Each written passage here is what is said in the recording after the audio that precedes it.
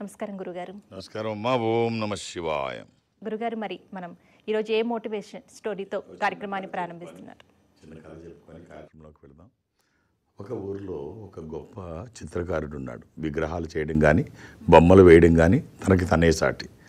విగ్రహం చేసినా మనిషి వచ్చి నిల్చున్నాడేమో అనేటట్టు ఉంటుంది. చిత్రలేఖనం వేసినా ఆ జీవం ఉట్టిపడేది. సరే, పెద్దవాడు అవుతున్నాడు, సంవత్సరాలు గడిచిపోతున్నాయి, అంతిమ దశకి చేరుకున్నాడు. తనకి అర్థమైంది ఏదో రోజు వెళ్ళిపోవాలి అని. సరే, ఏం చేశాడంటే మృత్యువుని తప్పుదారి పట్టించడం కోసం తనకి ఇంత కళ ఉంది కదా, తనలాగే ఒక 10 విగ్రహాలు తయారు చేశాడు. మృత్యు వచ్చి తను తీసుకెళ్లే సమయంలో ఎవరు విగ్రహమో ఎవరు మనిషో తెలియకుండా ఉండడం కోసం.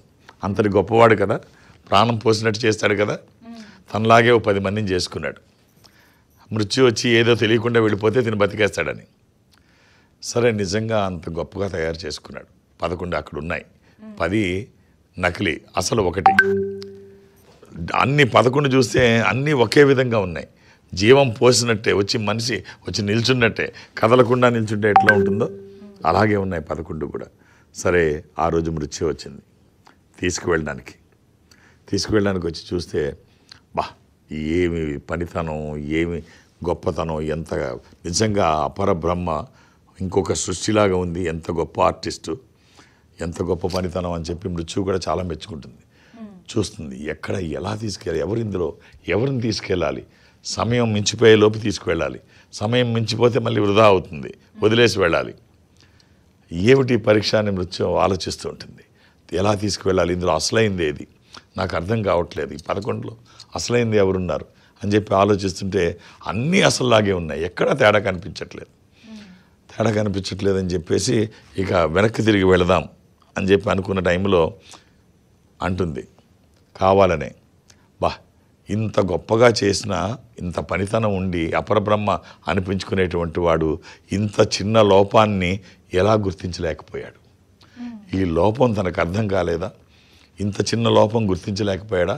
అనంగానే వెనక నుంచి దాక్కున్నవాడు 11వ వాడు బయటకు వస్తాడు. ఏయ్, లోపమా? ఎక్కడుంది? నా విగ్రహంలో లోపమా? నేను చేసిన పనితనంలో తేడాలు ఉన్నాయా? ఎక్కడ లోపం చూపించు అనిపించింది. తేడా ఇదేరా, నీ అహంకారమే తేడా. నీ అహంకారమే నీ మృత్యు రూపంలో నిన్ను తీసుకొచ్చింది. నువ్వు కాముగా ఉంటే నేను వెళ్ళిపోయేదాన్నేమో, కానీ నీ అహంకారమే నిన్ను మృత్యువుకి దగ్గర చేసింది. అంటే చిన్న మాట అంటే తట్టుకోలేకపోయాడు. పొగిడిని అన్ని గొప్పగా అనుకున్నాడు.